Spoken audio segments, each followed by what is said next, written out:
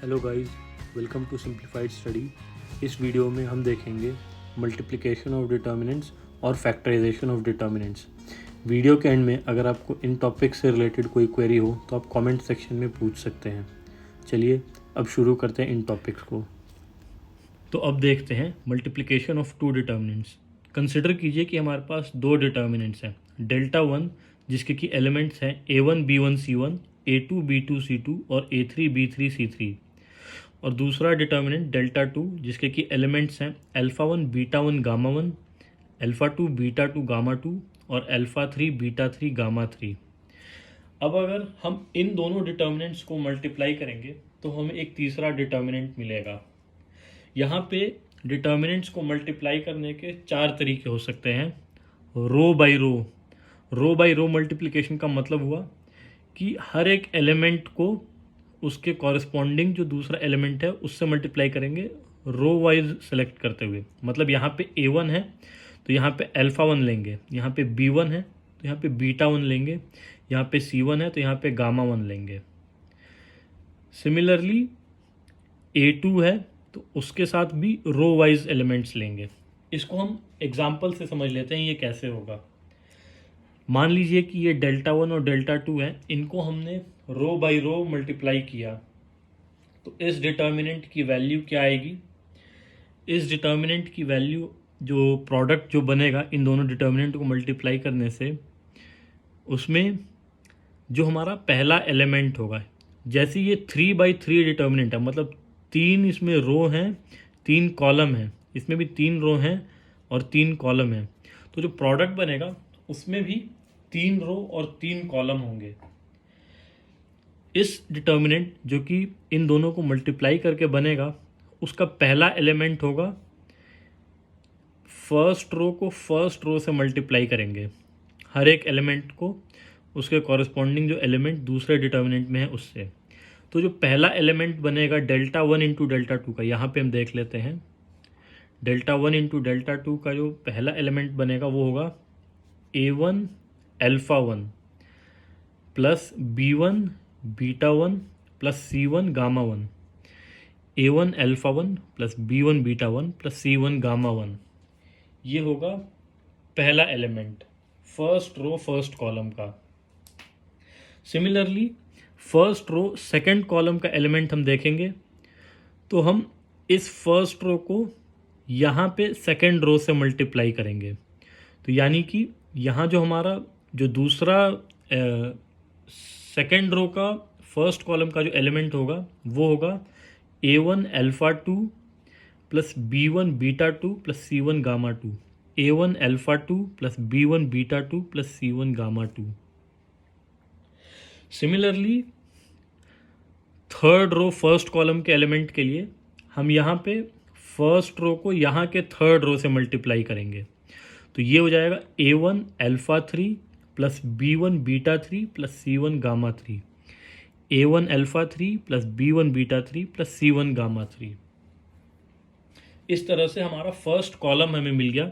Similarly जब हमें second column के एलिमेंट्स को देखना होगा तो वो हम देखेंगे सेकंड रो को first row second row third row से। जैसे यहाँ पे हमने फर्स्ट रो को मल्टीप्लाई किया था फर्स्ट रो से तो हमें पहला एलिमेंट मिला था, फिर जब हमने सेकंड रो से मल्टीप्लाई किया तो हमें दूसरा एलिमेंट मिला था सेकंड रो का, और जब हमने तीसरे से मल्टीप्लाई किया था तो हमें तीसरा मिला था। सिमिलरली जब हम सेकंड कॉलम को देखेंगे तो इसके सेकंड रो को हम मल्टीप्लाई करेंगे फर्स्ट रो से तो हमें मिलेगा पहला एलिमेंट, सेकंड रो को मल्टीप्लाई करेंगे सेकंड रो से तो मिलेगा दूसरा एलिमेंट, और सेकंड रो को मल्टीप्लाई करेंगे थर्ड रो से तो मिलेगा तीसरा एलिमेंट। जैसे यहाँ पे A2 alpha one plus B2 beta one plus C2 gamma one, A2 alpha one plus B2 beta one plus C2 gamma one, ये हो जाएगा सेकंड कॉलम का फर्स्ट रो का एलिमेंट। सिमिलरली सेकंड कॉलम के second row के element के लिए A2 alpha two plus A2 beta two plus B2 beta two plus C2 gamma two, A2 alpha two plus B2 beta two plus C2 gamma two. Similarly third element के लिए second column के third row के element के लिए A2 alpha three plus B2 beta 3 plus C2 gamma 3, A2 alpha 3 plus B2 beta 3 plus C2 gamma 3। अब यहाँ पे जब हम थर्ड कॉलम को देखेंगे तो सिमिलरली यहाँ थर्ड रो को मल्टीप्लाई करेंगे इसके फर्स्ट रो से, सेकंड रो से और थर्ड रो से, तो हमें थर्ड कॉलम में first row, second row, third row के एलिमेंट्स मिल जाएंगे। यहाँ पे हम देख सकते हैं ये हो जाएगा A3 alpha 1 plus B3 beta 1 plus C3 gamma 1, A3 alpha 1 plus B3 beta 1 plus C3 gamma 1। Similarly दूसरा जो एलिमेंट होगा सेकंड रो, थर्ड कॉलम के सेकंड रो का, ये हो जाएगा A3 alpha 2 plus B3 beta 2 plus C3 gamma 2, A3 alpha 2 plus B3 beta 2 plus C3 gamma 2।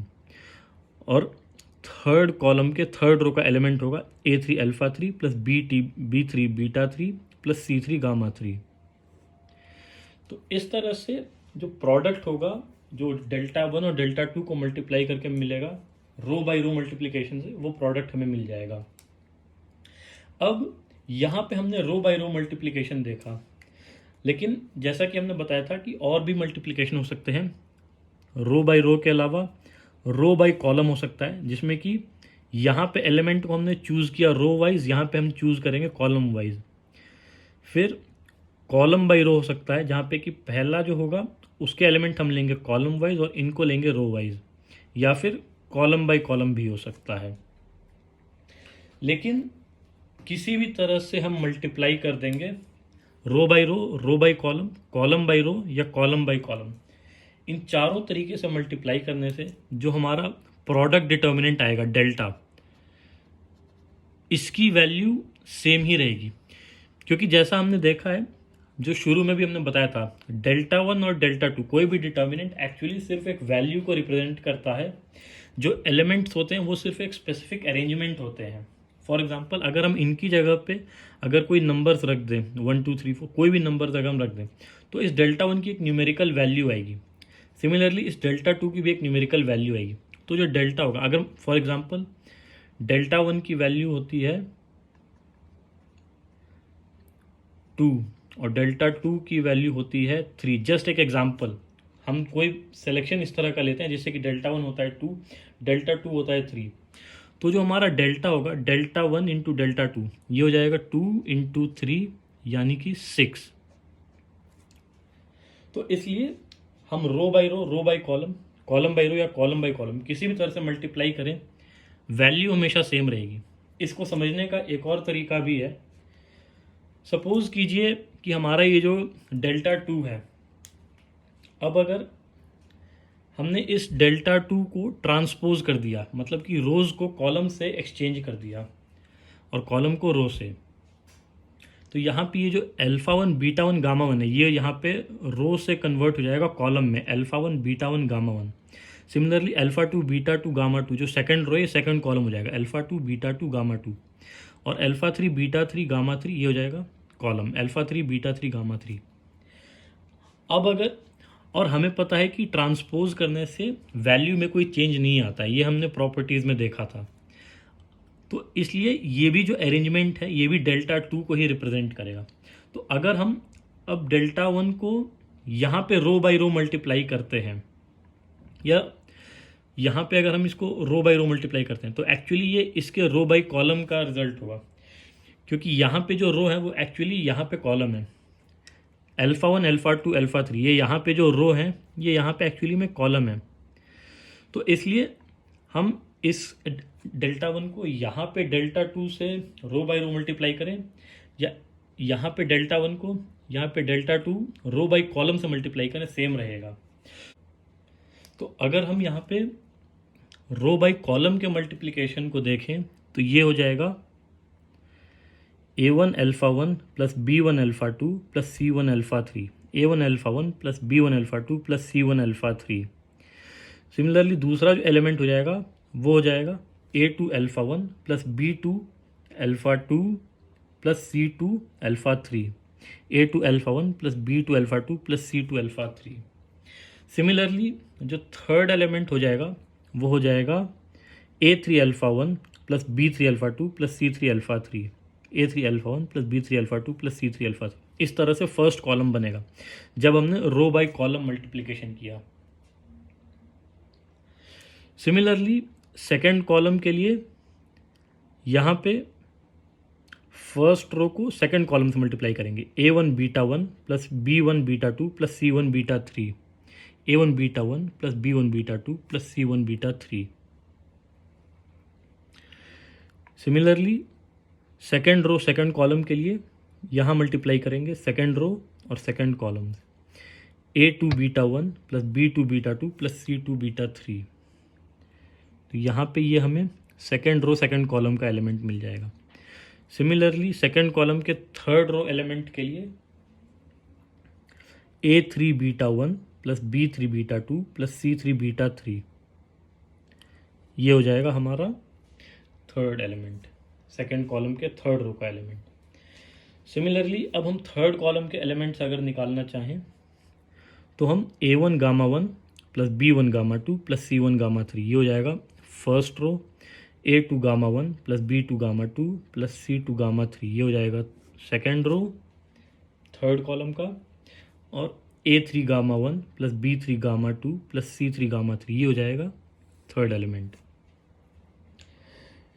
ये दोनों अब हमने यहाँ पे इसको रो बाय कॉलम मल्टीप्लाई किया अगर, और हमने देखा कि ये डिटर्मिनेंट और ये डिटर्मिनेंट सेम है क्योंकि ये ट्रांसपोज करके बना है।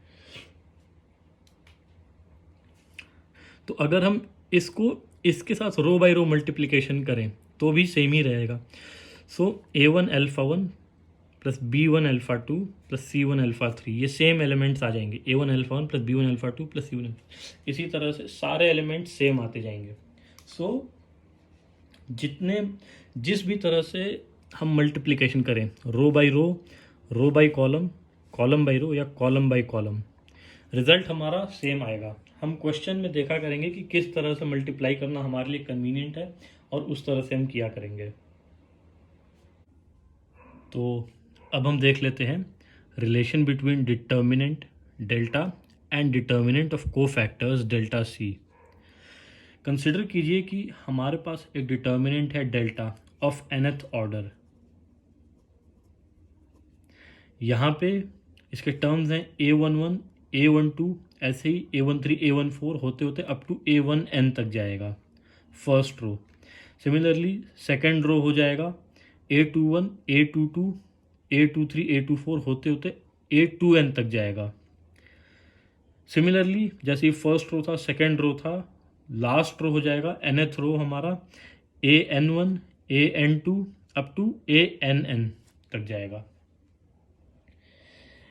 अब मान लीजिए कि इस डिटर्मिनेंट जो है, इसके जो कोफैक्टर्स हैं उनका जो डिटर्मिनेंट है, डिटर्मिनेंट ऑफ कोफैक्टर्स, वो होता है हमारा डेल्टा सी। तो डेल्टा सी के क्या टर्म्स होंगे, C11, A11 का जो कोफैक्टर होगा वो होगा C11। सिमिलरली A12 का कोफैक्टर होगा C12। इसी तरह से फर्स्ट रो में C13 होगा A13 का कोफैक्टर, और होते होते A1n का कोफैक्टर होगा C1n। इस तरह से इसका फर्स्ट रो बनेगा। सिमिलरली सेकेंड रो के लिए A21 का कोफैक्टर होगा C21, A22 का कोफैक्टर होगा C22, और इसी तरह से A2n का कोफैक्टर होगा C2n। जैसे ये A21, A22, A23, A24 होते होते A2n तक गया, उसी तरह से ये C21, C22, C23, C24 होते होते C2n तक जाएगा।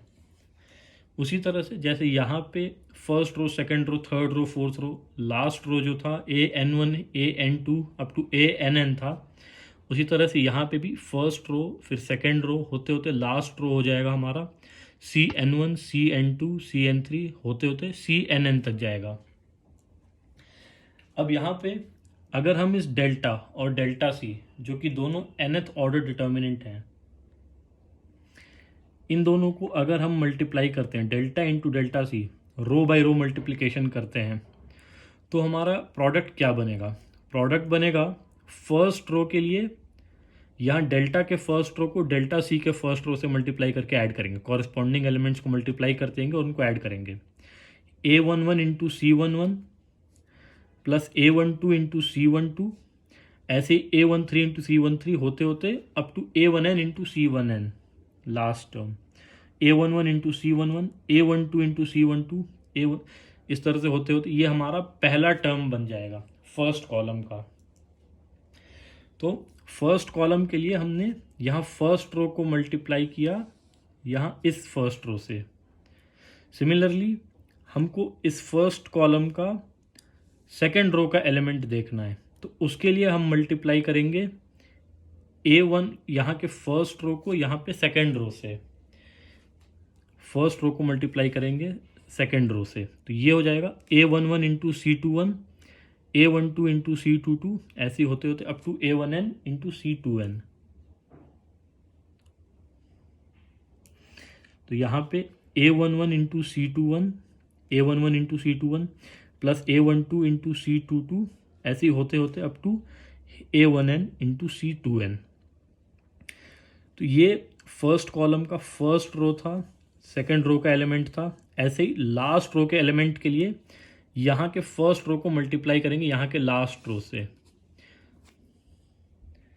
थर्ड रो के लिए मल्टीप्लाई करेंगे यहाँ पे थर्ड रो से, फोर्थ रो के लिए यहाँ फोर्थ रो से, और इस तरह से लास्ट रो के एलिमेंट के लिए मल्टीप्लाई करेंगे लास्ट रो से। तो ये हो जाएगा A11 into C n1 plus A12 into C n2, इसी तरह से होते होते A1n इंटू CNn, इन सब का सम हो जाएगा। तो इस तरह से हमें हमारा फर्स्ट कॉलम मिल जाएगा। इसी तरह से सेकंड कॉलम के लिए यहाँ पे सेकंड रो को हम बारी बारी से मल्टीप्लाई करेंगे, पहले फर्स्ट रो से, फिर सेकंड रो से, इसी तरह से लास्ट रो तक। तो जब सेकंड रो को मल्टीप्लाई करेंगे यहाँ फर्स्ट रो से, तो ये हो जाएगा A21 into C11 plus A22 into C12, इसी तरह से होते होते A2n इंटू C1n। ये हो जाएगा सेकंड कॉलम के फर्स्ट रो का एलिमेंट। यहाँ सेकंड रो को मल्टीप्लाई किया यहाँ के फर्स्ट रो से। सिमिलरली सेकंड रो को मल्टीप्लाई करेंगे सेकंड रो से, तो हमें मिल जाएगा A21 into C21 plus A22 into C22, ऐसे होते होते up to A2n into C2n। ये सेकंड कॉलम के सेकंड रो का एलिमेंट होगा। इसी तरह से लास्ट रो के लिए हम करेंगे थर्ड रो फोर्थ रो भी इसी तरह से, यहाँ पे थर्ड फोर्थ सारे रो से मल्टीप्लाई होते जाएगा। लास्ट रो के लिए हम करेंगे इस रो को, यहाँ सेकंड रो को लास्ट रो से मल्टीप्लाई, तो ये हो जाएगा A21 into CN1 plus A22 into CN2, इसी तरह से होते होते A2n इंटू CNn। तो इस तरह से हमें हमारा सेकंड कॉलम मिल जाएगा जो प्रोडक्ट होगा डेल्टा इंटू डेल्टा सी का। इसी तरह से जैसे हमें फर्स्ट कॉलम मिला, सेकंड कॉलम मिला, इस तरह से हम प्रोसीड करेंगे। तो हमारा लास्ट कॉलम के लिए यहाँ पे ये जो लास्ट रो है इसको हम बारी बारी से मल्टीप्लाई करेंगे, फर्स्ट रो सेकंड रो इस तरह से लास्ट रो तक। तो ये हो जाएगा AN1 into C11, last row का फर्स्ट, लास्ट कॉलम का first row, AN1 into C11 plus AN2 into C12, इसी तरह से up to ANn into C1n, AN1 into C11 plus AN2 into C12, ANn into C1n। Similarly यहाँ पे last column का second row हो जाएगा, यहाँ पे लास्ट रो को इसके सेकंड रो से मल्टीप्लाई करके AN1 into C21 plus AN2 into C22, ऐसी up to ANn into C2n। इस तरह से लास्ट कॉलम के सेकंड रो का एलिमेंट मिल जाएगा। इसी तरह से हम प्रोसीड करेंगे तो लास्ट कॉलम के लास्ट रो का एलिमेंट होगा, उसके लिए AN1 into CN1 plus AN2 into CN2, इसी तरह से होते होते ANn इंटू CNn तक हम जाएंगे। तो इस तरह से जो हमारा प्रोडक्ट है डेल्टा इंटू डेल्टा सी, ये हमें डिटर्मिनेंट कंप्लीट मिल गया। अब यहाँ पे जितने भी डायगोनल टर्म्स हैं इनको हम एक बार देखेंगे। A11 into C11 plus A12 into C12, इस तरह से होते होते A1n इंटू C1n। ये एक्चुअली में जब हम इस तरह से मल्टीप्लाई करके ऐड कर रहे हैं तो इनडायरेक्टली हम इस डिटर्मिनेंट डेल्टा को एक्सपैंड कर रहे हैं अलॉन्ग फर्स्ट रो। अगर हमें इसको फर्स्ट रो के अलॉन्ग एक्सपैंड करना होता तो हम क्या करते, पहला एलिमेंट इंटू उसका कोफैक्टर प्लस दूसरा एलिमेंट इंटू उसका कोफैक्टर, ऐसे ही होते होते लास्ट एलिमेंट इंटू उसका कोफैक्टर। तो वो हमारे डिटर्मिनेंट की वैल्यू आ जाती अगर हम फर्स्ट रो के अलॉन्ग एक्सपेंड करते। तो इस वजह से ये जो टर्म है हमारा, ये डेल्टा है। सिमिलरली डायगनल, जो प्रिंसिपल डायगनल है उसके अलॉन्ग जो सेकंड एलिमेंट है उसको अगर हम देखेंगे तो वो कैसे बना, यहाँ के सेकंड रो को यहाँ के सेकंड रो के साथ कंबाइन किया है हमने, यानी कि A21 into C21, A22 into C22, इस तरह से A2n इंटू C2n। तो ये जो है यहाँ प्रिंसिपल डायगनल का सेकंड एलिमेंट जो है ये एक्चुअली एक्सपेंशन ऑफ डिटर्मिनेंट है अलॉन्ग सेकंड रो। अगर हम इसको सेकंड रो के अलॉन्ग एक्सपेंड करते तो हम इस एलिमेंट को लेते, उसको इसके कोफैक्टर से मल्टीप्लाई करते, फिर दूसरा एलिमेंट लेते उसको कोफैक्टर से मल्टीप्लाई करते, इसी तरह से आखिरी एलिमेंट तक लेते और कोफैक्टर से मल्टीप्लाई करते और सबको ऐड कर देते। सो ये भी एक्चुअली में डेल्टा ही है। ये वाला एलिमेंट जो है हमारा, ये इस डिटर्मिनेंट की वैल्यू अगर डेल्टा है तो ये भी डेल्टा है, ये भी डेल्टा है। सिमिलरली डायगनल के अलॉन्ग जितने भी एलिमेंट हैं, यहाँ पे अगर हम इसको देखेंगे, लास्ट टर्म को भी देखेंगे, तो ये भी expansion of this determinant delta है along last row. an1 into cn1, an2 into cn2, ऐसी ann इंटू cnn। तो ये भी expansion of determinant along delta है, तो इसकी वैल्यू भी डेल्टा ही होगी। तो प्रिंसिपल डायगनल के अलॉन्ग जितने भी एलिमेंट्स हैं उन सब की वैल्यू डेल्टा है, क्योंकि वो सब एक्चुअली में एक्सपेंशन अलॉन्ग फर्स्ट रो, फिर expansion along second row, expansion along third row, ऐसे होते होते एक्सपेंशन अलॉन्ग nth रो है। तो nth ऑर्डर डिटर्मिनेंट को n तरीके से हमने यहाँ पे एक्सपैंड किया है इनडायरेक्टली। तो इस वजह से ये जितने भी टर्म हैं इन सब की वैल्यू डेल्टा है, जितने भी प्रिंसिपल डायगनल के अलॉन्ग जो टर्म्स हैं। सिमिलरली अब अगर हम देखते हैं फर्स्ट कॉलम में सेकेंड रो के अलॉन्ग जो एलिमेंट है, जो नॉन डायगनल एलिमेंट है, यहाँ पे हमने डिटर्मिनेंट डेल्टा के एलिमेंट्स को लिया है अलॉन्ग फर्स्ट रो और को फैक्टर्स को लिया है सेकेंड रो। ये हमने को फैक्टर्स की जब प्रॉपर्टीज़ पढ़ी थी तो ये हमने देखा था कि अगर हम एलिमेंट्स को किसी भी रो या कॉलम के अलॉन्ग लें और को फैक्टर्स को किसी दूसरे रो या कॉलम के अलॉन्ग लें और उनको मल्टीप्लाई करके ऐड करें तो वो उसकी वैल्यू ज़ीरो आती है। सो इस वजह से ये जो टर्म है हमारा ये ज़ीरो है, क्योंकि यहाँ पे हमने एलिमेंट लिए हैं अलॉन्ग फर्स्ट रो और को फैक्टर्स लिए हैं अलॉन्ग सेकेंड रो। सिमिलरली यहाँ पे इस तरह से ये सेकेंड एलिमेंट हो गया फर्स्ट कॉलम का। थर्ड एलिमेंट के लिए हमने यहाँ एलिमेंट लिए थे अलॉन्ग फर्स्ट रो और को फैक्टर्स लिए थे अलॉन्ग थर्ड रो, तो यहाँ पे उसकी वैल्यू भी ज़ीरो है। इसी तरह से होते होते फर्स्ट कॉलम के nth रो के एलिमेंट की वैल्यू भी ज़ीरो हो जाएगी, क्योंकि हमने एलिमेंट्स लिए हैं फर्स्ट रो के अलॉन्ग, को फैक्टर्स लिए हैं nth रो के अलॉन्ग, तो उसकी वैल्यू भी ज़ीरो है। तो इस तरह से जितने भी प्रिंसिपल डायगनल जो सारे ब्लैक में लिखे गए हैं, ब्लैक इंक में, इन सब की वैल्यू एक्चुअली में ज़ीरो है। ये भी ज़ीरो हो जाएगा। यहाँ पे जितने भी डायगनल एलिमेंट्स हैं वो सब डेल्टा होंगे, ऑल नॉन डायगनल एलिमेंट्स ये सब ज़ीरो होंगे। तो इस तरह से जब हम ये वैल्यूज़ डालेंगे डेल्टा और ज़ीरो, तो डेल्टा इंटू डेल्टा सी ये हो जाएगा, फर्स्ट कॉलम हो जाएगा delta zero zero zero, first term केवल ज़ीरो, बाकी सब फर्स्ट टर्म केवल नॉन ज़ीरो, बाकी सारे टर्म ज़ीरो। सेकंड में पहला term zero, second term delta, बाकी सब ज़ीरो। इस तरह से जितने भी प्रिंसिपल डायगनल के अलॉन्ग जितने भी एलिमेंट्स हैं वो एक्चुअली में n टाइम्स डेल्टा होंगे। n टाइम्स क्यों? क्योंकि यहाँ पे n रो है और n कॉलम है, तो ये first row, second row, third row, अगर n रो हैं और n कॉलम है तो ये n टाइम्स डेल्टा हो जाएगा।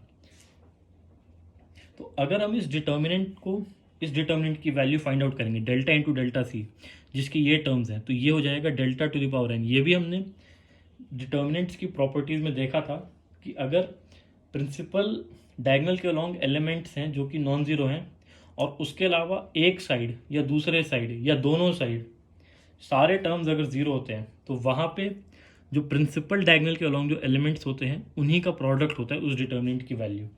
तो इस वजह से डेल्टा इंटू डेल्टा सी ये हो जाएगा हमारा delta to the power n, जो डिटर्मिनेंट है उसकी nth पावर।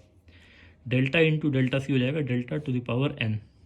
तो डेल्टा सी हो जाएगा delta to the power n divided by delta, delta सी हो जाएगा delta to the power n divided by delta.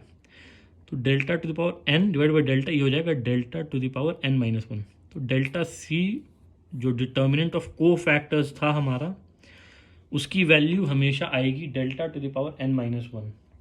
For example अगर एन हमारा टू होता है, अगर एन हमारा टू होता है तो फिर डेल्टा सी हो जाएगा delta to the power two minus one, यानी कि delta to the power one. तो यानी कि ये हो जाएगा delta C equal to delta हो जाएगा for n equal to two. N equal to अगर हमारा थ्री है, थर्ड ऑर्डर डिटर्मिनेंट के लिए डेल्टा सी की वैल्यू हो जाएगी delta to the power three minus one, यानी कि डेल्टा स्क्वायर। तो इस तरह से अगर nth ऑर्डर डिटर्मिनेंट है तो delta C determinant of cofactors की वैल्यू होगी delta to the power n minus one. अब हम देख लेते हैं expressing a determinant as a product of two determinants, यानी कि फैक्टराइजेशन ऑफ डिटर्मिनेंट्स। अब हम देखेंगे कि अगर हमारे पास एक डिटर्मिनेंट है जो कि क्वेश्चन में पूछा गया है कि दो अलग अलग डिटर्मिनेंट्स का प्रोडक्ट है, तो जो दो फैक्टर डिटर्मिनेंट्स होंगे उनको कैसे निकाला जाएगा। यहाँ पे एक चीज़ हमें ध्यान रखने की ज़रूरत है कि ये जो हम फैक्टर डिटर्मिनेंट्स डेल्टा वन और डेल्टा टू ये जो निकालेंगे, ये एक प्योरली ऑब्जर्वेशनल स्किल होगा। हमने मल्टीप्लिकेशन ऑफ डिटर्मिनेंट्स में जो सीखा है बस हमें उसका रिवर्स करना है, बस हमें थोड़ा इंटेलिजेंट वे में इसको रिवर्स करना होगा। किस तरह से हम करेंगे एक यहाँ पे पहले सीख लेते हैं, फिर उसका एक एग्जाम्पल देखेंगे कि उसको यूज़ किस तरह से करना है। सपोज कीजिए कि हमारे पास एक डिटर्मिनेंट है डेल्टा, जो कि बताया गया है कि प्रोडक्ट है डेल्टा वन और डेल्टा टू का, जिसकी की वैल्यू है a one alpha one plus b one beta one. ये पहला एलिमेंट है along first column. First column में सेकेंड रो का जो एलिमेंट है वो है a two alpha one plus b two beta one. Similarly second column का फर्स्ट रो का एलिमेंट है a one alpha two plus b one beta two, और सेकेंड कॉलम के सेकेंड रो का एलिमेंट है a two alpha two plus b two beta two. अब हमें find out करना है यहाँ पे डेल्टा वन और डेल्टा टू क्या होंगे, so that delta one into delta two हमारा डेल्टा हो जाए, जिसमें ये वैल्यू आ जाए। तो सबसे पहले हम देख लेते हैं डेल्टा वन को कैसे निकाला जाएगा। देखिए डेल्टा वन को हमें अगर निकालना है तो सबसे पहले फर्स्ट कॉलम को ऑब्जर्व कीजिए। फर्स्ट कॉलम में आप देख सकते हैं कि ये अल्फ़ा वन यहाँ पे रिपीट हो रहा है और बीटा वन ये भी रिपीट हो रहा है। तो ये जो टर्म्स रिपीट हो रहे हैं ये एक्चुअली में डेल्टा वन के फर्स्ट रो होंगे, अल्फ़ा वन और बीटा वन ये जो रिपीट हो रहे हैं। आपने फर्स्ट कॉलम को ऑब्जर्व किया। सिमिलरली यहाँ पे सेकंड कॉलम को ऑब्जर्व कीजिए। सेकंड कॉलम में अल्फ़ा टू और बीटा टू रिपीट हो रहे हैं, अल्फ़ा टू बीटा टू ये रिपीट हो रहे हैं। तो इसके सेकंड रो के elements alpha two beta to ये इस तरह से निकल जाएंगे। अब इसी तरह से ये तो सेकंड ऑर्डर डिटर्मिनेंट था, तो यहाँ पे दो ही थे। अगर ये थर्ड ऑर्डर होता तो हम तीसरे रो में देखते और जो कॉमन एलिमेंट्स हैं वो इसका थर्ड रो बन जाते हैं। तो इस तरह से हमारा डेल्टा वन निकल जाएगा। अब डेल्टा टू के लिए फर्स्ट रो को ऑब्जर्व कीजिए। यहाँ पे हमने फर्स्ट कॉलम को ऑब्जर्व किया था और उसमें कॉमन एलिमेंट्स देखे थे। अब हम फर्स्ट रो को ऑब्जर्व करेंगे और उसमें कॉमन एलिमेंट्स देखेंगे। यहाँ पे A1 और B1 ये कॉमन है फर्स्ट रो में, तो डेल्टा टू का फर्स्ट रो जो होगा वो हो जाएगा A1 B1। सिमिलरली सेकेंड रो में हम ऑब्जर्व करेंगे A2 और B2 ये कॉमन है, तो ये सेकेंड रो के एलिमेंट्स हो जाएंगे। तो इस तरह से डेल्टा टू यहाँ पे भी अगेन ये सेकेंड ऑर्डर डिटर्मिनेंट था। अगर थर्ड ऑर्डर होता तो फिर हम थर्ड रो को ऑब्जर्व करते और उसमें कॉमन एलिमेंट्स देखते।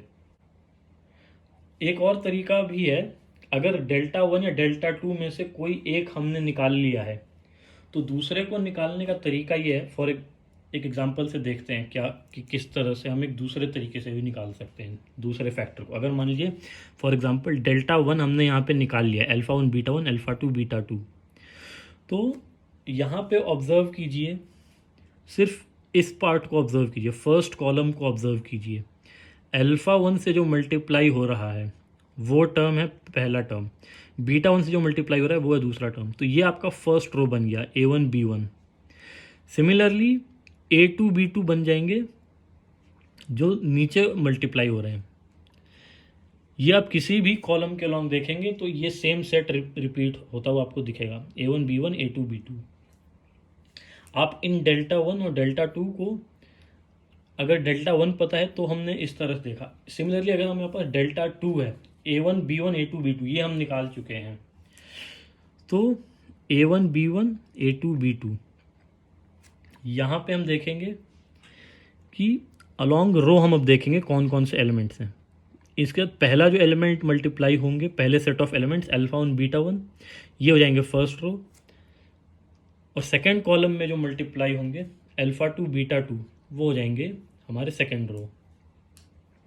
तो इस तरह से अगर हमारे पास डेल्टा वन या डेल्टा टू में से कोई एक हम निकाल चुके हैं तो दूसरे को हम इस तरह से भी निकाल सकते हैं, डेल्टा को ऑब्जर्व करके।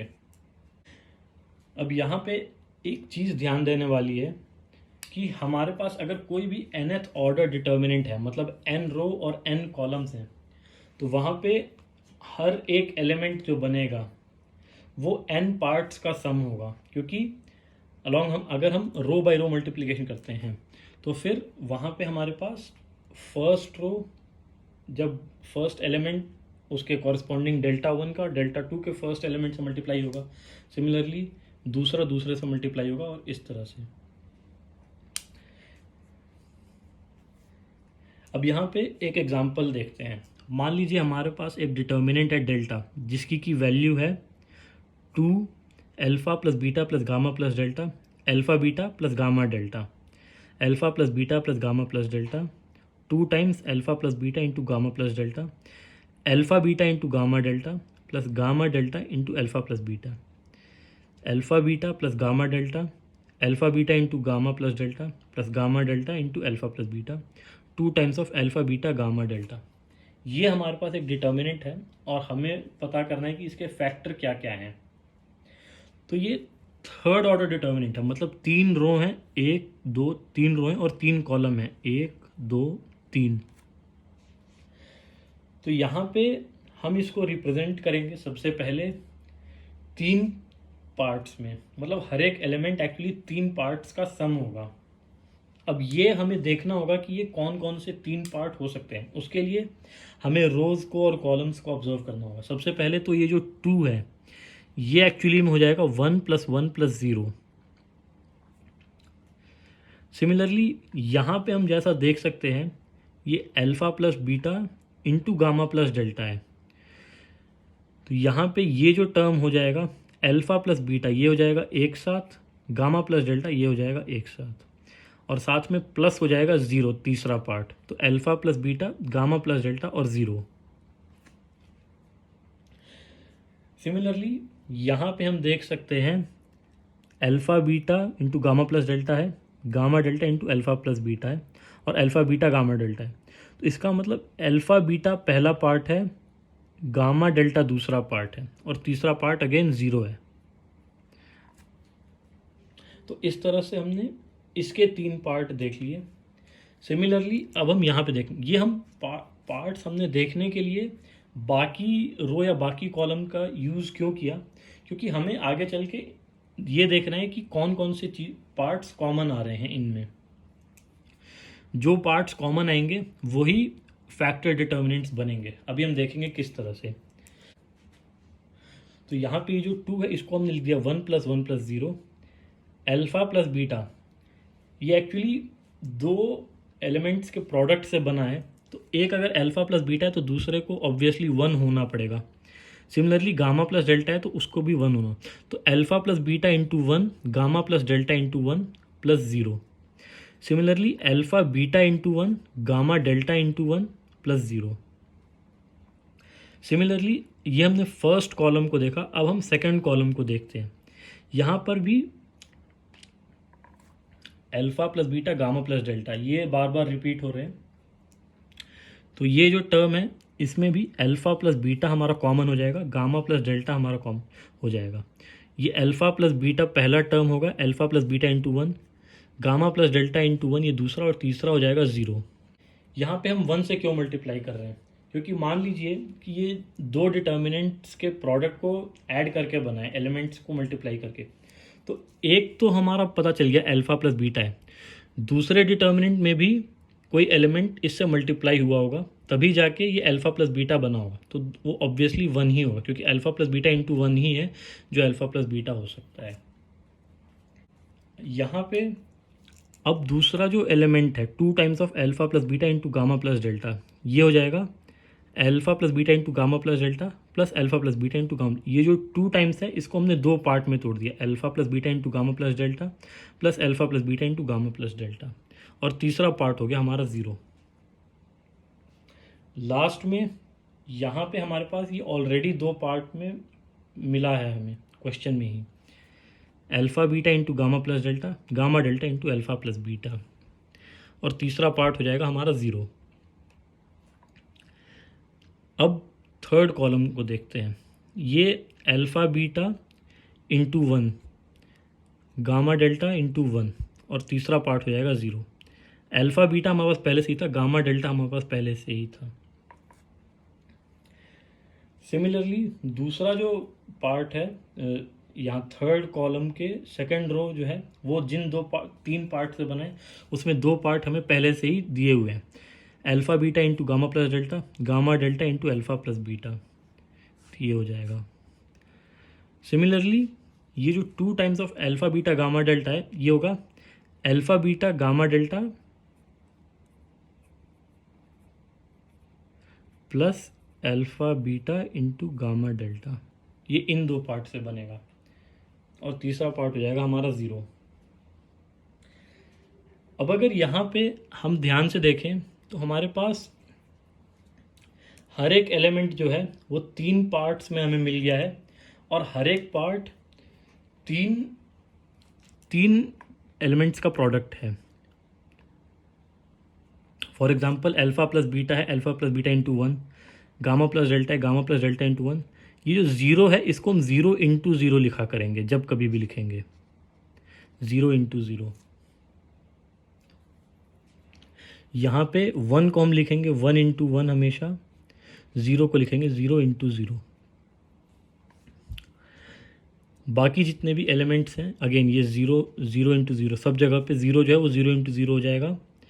और बाकी सारे जो एलिमेंट्स हैं वो तीन पार्ट के जो सम हैं वो हर एक पार्ट दो अलग अलग एलिमेंट्स का प्रोडक्ट दिख रहा है हमें। अब यहाँ पे पहला डिटर्मिनेंट डेल्टा वन हमें फाइंड आउट करना है। तो फर्स्ट कॉलम के अलॉन्ग कौन कौन से एलिमेंट्स कॉमन है? ये जो वन है, वन इंटू वन है, ये भी वन, वन इंटू वन है। तो यहाँ पे वन इंटू वन और ये zero into zero. Alpha plus beta into one है, gamma plus delta into one है, और प्लस ज़ीरो इंटू ज़ीरो है। यहाँ पे अल्फ़ा बीटा इंटू वन है, गामा डेल्टा इंटू वन है, और ये ज़ीरो, ज़ीरो इंटू ज़ीरो है। तो जैसा कि हम यहाँ पे देख सकते हैं, वन वन और ज़ीरो, वन वन और ज़ीरो, वन वन और ज़ीरो। तो फर्स्ट कॉलम में वन वन और ज़ीरो कॉमन आ रहा है, तो ये हमारा फर्स्ट रो हो जाएगा। सिमिलरली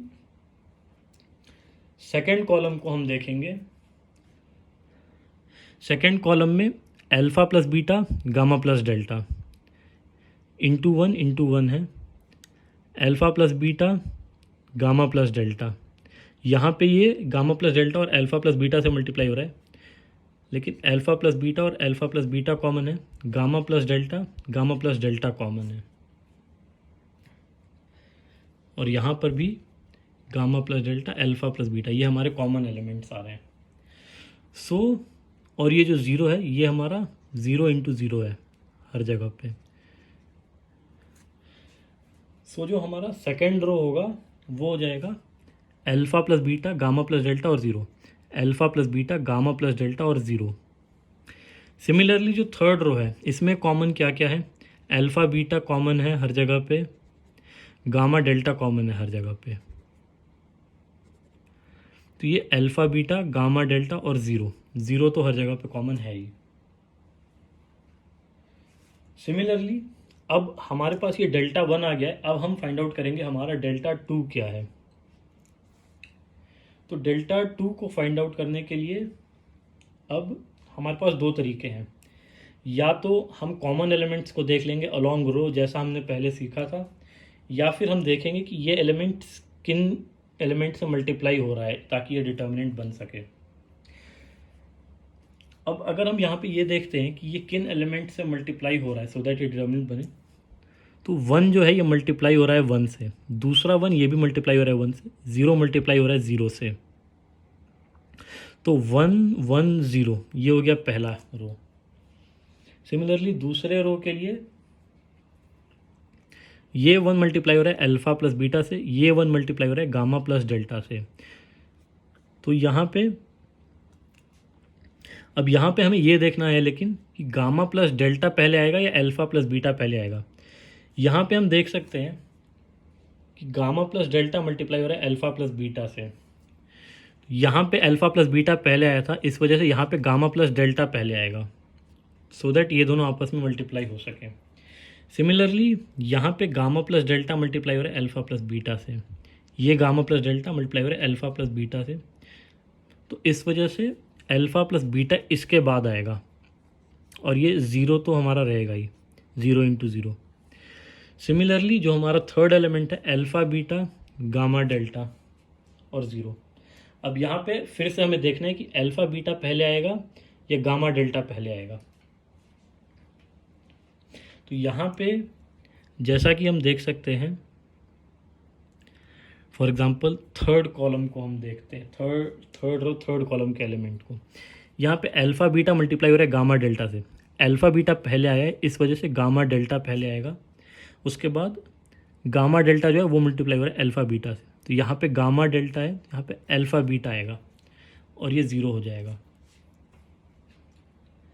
थोड़ा सा हो सकता है कि ये कंफ्यूजिंग लगेगा, लेकिन जैसा मैंने थोड़ी देर पहले बताया था कि ये प्योरली ऑब्जर्वेशन पे डिपेंड करेगा, इसका कोई दूसरा फॉर्मूला नहीं है, सिर्फ ऑब्जर्व करना है कॉमन एलिमेंट्स को। और पोजीशनिंग के लिए हमको देखना है कि कौन सा एलिमेंट किससे मल्टीप्लाई हो रहा है।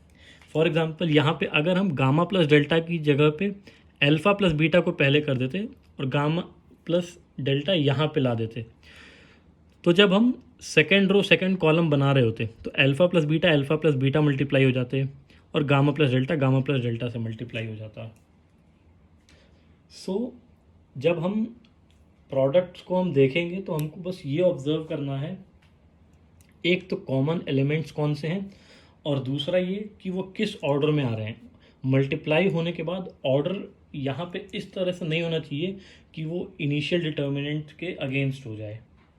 इस चीज़ का अगर हम ध्यान रखेंगे तो हमारे पास ये जो फैक्टर डिटर्मिनेंट्स हैं, ये हो गया हमारा delta one, one one zero, alpha plus beta gamma plus delta zero, alpha beta gamma delta zero, और दूसरा फैक्टर हो गया one one zero, gamma plus delta alpha plus beta zero, gamma delta alpha beta zero.